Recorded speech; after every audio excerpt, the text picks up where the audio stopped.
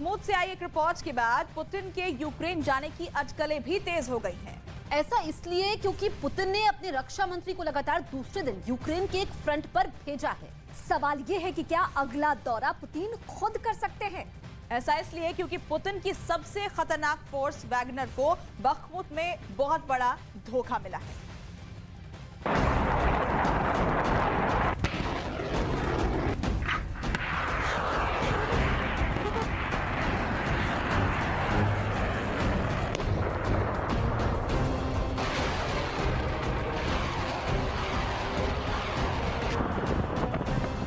Ukraine की जंग में कई मोर्चे बने और टूट गए। कई शहर खून में डूब गए, गांव के गांव लाशों से पट गए। जंग के कई मैदान सैनिकों ने अपने खून से लाल कर दिए। Домой хочется, на работу хочется। लेकिन जैसी खूंरेज जंग इस वक्त बखमुत के अंदर चल रही है, न कभी देखी गई और न कभी बीते 70-80 सालों में सुनी गई। एक तरफ दुनिया की सबसे क्रूर और खूंखार प्राइवेट आर्मी वैगनर एक एक यूक्रेनी सैनिक के खून की प्यासी हो चुकी है। बखमुत के चप्पे चप्पे पर बेरहमी की नई इबारतें लिखी जा रही हैं और दूसरी तरफ यूक्रेन के सैनिकों ने टैंकों के आगे खुद का जिस्म ही चारे की तरह फेंक दिया है। Горой стоим против танков с автоматами. Там будет видно. Сколько духа хватит, столько и будем стоять. सर्वशक्तिमान पुतिन के सामने बच्चे जैसे नजर आ रहे जेलेंस्की ने अपनी सेनाओं का हौसला इस तरह बढ़ा रखा है कि एक एक वैगनर लड़ाका लोहे के चने चबा रहा है।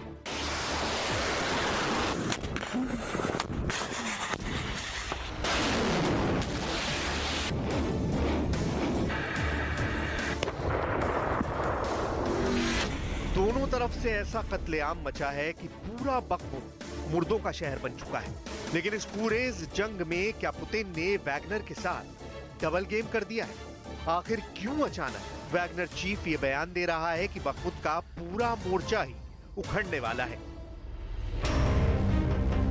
दुनिया की लगभग हर मीडिया रिपोर्ट्स में अब तक यही दावा किया गया है कि बखमुत पर रूस का कब्जा लगभग हो चुका है। सिर्फ आधिकारिक घोषणा बाकी है। लेकिन बखमुत में जीत और हार के बीच में चट्टान की तरह अड़ा है जेलेंस्की का हौसला। बखमुत की पूरी वॉर हिस्ट्री और इंसानी कत्लेआम की मिस्ट्री आपको बताने वाले हैं। लेकिन सबसे पहले हम बात करेंगे बीते 24 घंटे के अंदर बखमुत में किस मोर्चे पर कितना बड़ा अटैक किया।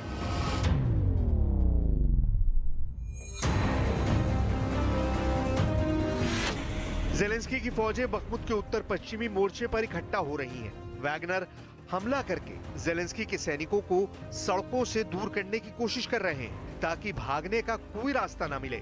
बखमुत के उत्तर पूर्व इलाके पर रूस की सेनाओं ने पूरा कब्जा कर लिया है और यहाँ मौजूद सेनाएं अब बखमुतोवा नदी के पास मौजूद यूक्रेन के अड्डों पर हमले कर रही हैं। जवाब में बखमुत में उत्तर पूर्व के मोर्चे पर रूस के कई सैनिकों पर जेलेंस्की के लड़ाकों ने ड्रोन हमले किए हैं और रूसी सैनिकों को खत्म करने का दावा किया है। बखमुत यूक्रेन के अंदर जंग का सबसे बड़ा केंद्र बना हुआ है, जिसे जीतने के लिए जी जोर से जेलेंस्की और पुतिन जुटे हुए हैं।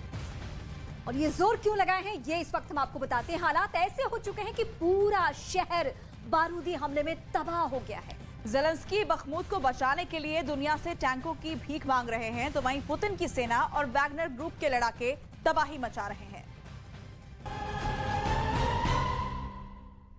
जेलेंस्की बखमुत में तैनात अपने सैनिकों से उम्मीद कर रहे हैं कि सैनिकों को हथियार और टैंक जल्द मुहैया कराए जाएंगे। तब तक वो मोर्चे पर डटे रहें। लेकिन ये इतना आसान नहीं है।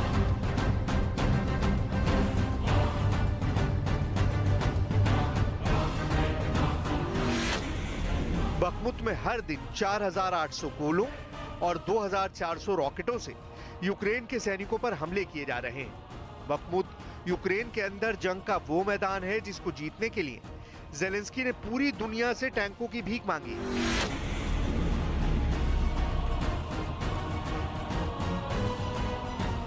क्या बखमुत सामरिक रूप से बहुत बड़े महत्व का इलाका है या फिर वजह कुछ और है?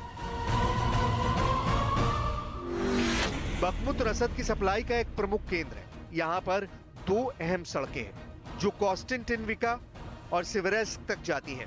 यानी बखमुत पर कब्जे के बाद दो और शहर रूस के आसान टारगेट पर होंगे। अमेरिका के राष्ट्रीय सुरक्षा मामलों पर व्हाइट हाउस के प्रवक्ता जॉन किर्बी ने बयान दिया कि बखमुत और सोलेदार के रूस के पास जाने से भी युद्ध पर कोई रणनीतिक असर नहीं पड़ेगा। लेकिन सवाल ये कि फिर क्या वजह है कि ज़ेलेंस्की अपने सैनिकों की जान बखमुत के अंदर दांव पर लगा रहे हैं। दरअसल संघर्ष बहुत लंबा और खूनी होने की वजह से अब बखमुत की जीत और हार का एक प्रतीकात्मक महत्व बन गया है। यूक्रेन युद्ध शुरू होने से 2 महीने के बाद पुतिन ने मिशन बखमुत शुरू किया था।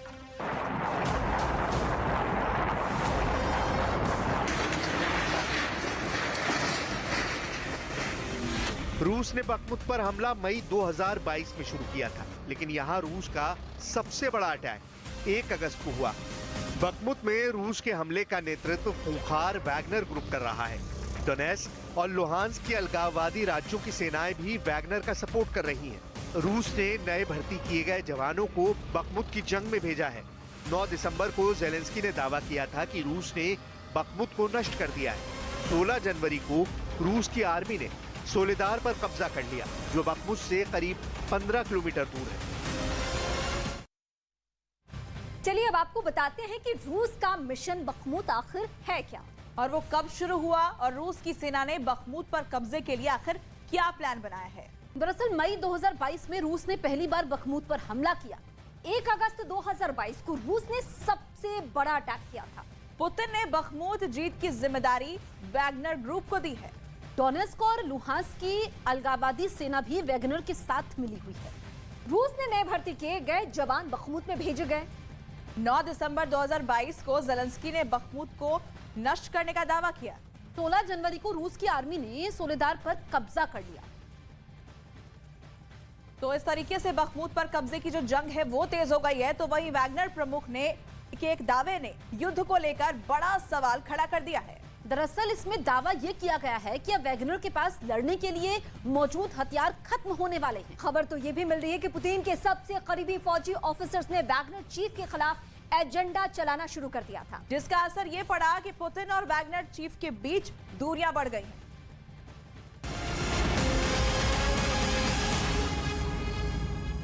बखमुत की लड़ाई वैगनर ग्रुप के लिए भी बहुत अहम है, क्योंकि अगर वो ये लड़ाई हार गया तो उस पर बखमुत के हार जाने का कलंक होगा और यूक्रेन में उसका खौफ भी खत्म हो जाएगा। लेकिन वैगनर के सामने एक दूसरा बड़ा संकट खड़ा हो गया है। एक ब्रिटिश अखबार ने दावा किया है कि बखमुत के अंदर वैगनर चीफ येवगेनी प्रिगोजिन ने दावा किया है कि अब वैगनर के पास लड़ने के लिए मौजूद हथियार खत्म होने वाले हैं।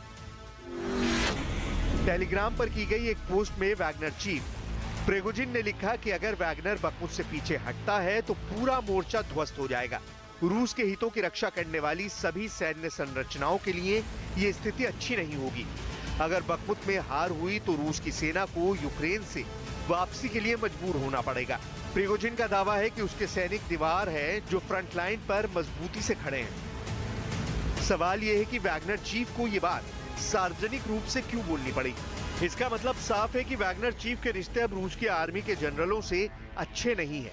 यही वजह है कि वैगनर चीफ को लग रहा है कि उसके साथ रूस की आर्मी धोखेबाजी कर रही है।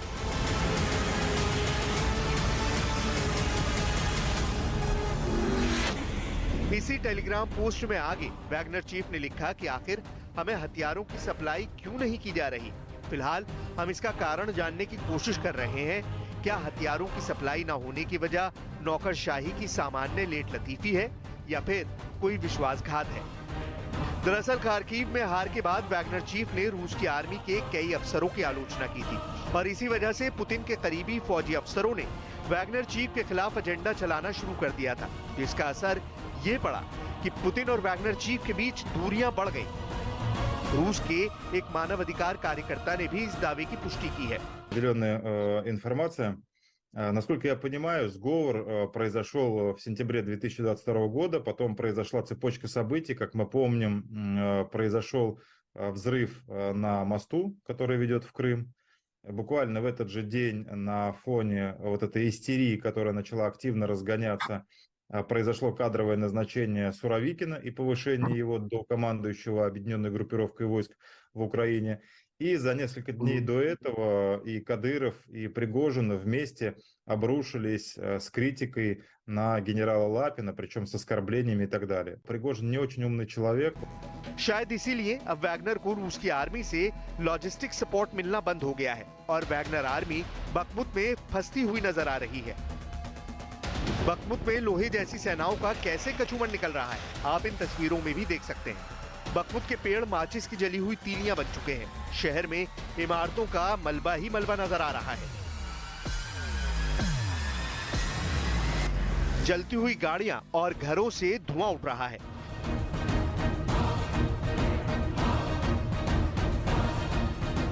कभी इस शहर में हजारों लोग रहते थे, लेकिन अब यहाँ कुछ बुजुर्ग ही बचे हैं, बाकी सभी भाग चुके हैं। इस बात की पुष्टि बखमुत के अंदर खड़े होकर खुद वैगनर चीफ ने भी की है। Подразделения ЧВК «Вагнер» практически окружили Бахмут. Осталась одна дорога. Клещи сжимаются. Если раньше с нами воевала профессиональная украинская армия, то сегодня мы видим все больше.